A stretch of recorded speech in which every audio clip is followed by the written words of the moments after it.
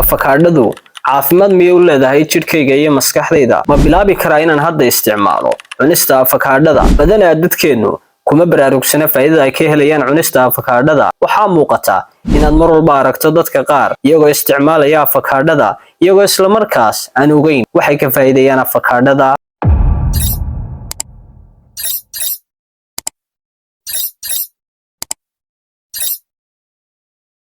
السلام عليكم ورحمة الله وبركاته maanta waxaan idin soo gudbin doonaa sida ciwaanka ka soo aragteenba faa'iido noocma ay noo leedahay cunista avocado waa midhaha ugu caafimaadka badan marka la eego dhanka midhaha waxay door weyn ka ciyaartaa caafimaadka guud iyo gaar ahaan nidaamka dheefshiidka cunista avocado waxay leedahay faa'iidooyin badan oo ay ka mid yihiin kobcinta habdhiska difaaca jirka ama immune systemka avocado waxay hodan ku tahay vitamin C oo muhiim u ah xoojinta habdhiska difaaca jirka iyo ka hortagga caabuqyada kor u qaadida caafimaadka wadnaha waxay leedahay maadooyin sida potassium iyo fiber oo caawiya hagaajinta cadaadiska dhiigga iyo yareynta heerka kolestaroolka taasoo ka hortagaysa cudurrada wadnaha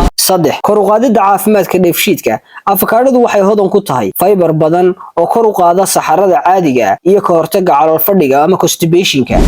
ka hortagga kansarka waxay ka kooban tahay antioxidants sida lycopene kuwaas oo ka caawinaya la dagaalanka unugyada kansarka iyo sunta ku jirta jirkeena caafimaadka indhaha avocado waxay leedahay vitamin A oo muhiim u ah aragga caafimaadka qaba iyo ka hortagga dhibaatooyinka indhaha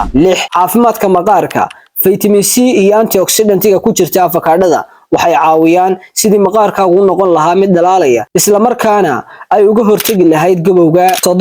caafimaadka sonkorta avocado waxay leedahay glycemic index hooseeya taas oo ka dhigaysa mid ku habboon dadka qaba macaanka maadaama aysan si degdeg ah kor ugu qaadi kareen sonkorta dhiigga aad baad u mahadsantihiin halkaas waxaan noogu eegaa mowduucii koobnaynu kaga hadlanay faa'iidada ay cunista avocado inoo leedahay haddii aad wax badan ka faa'iiday u sheer garee asxaabtaada si ay uga faa'iidaystaan assalaamu calaykum waraxmatullaahi wabarakaatuh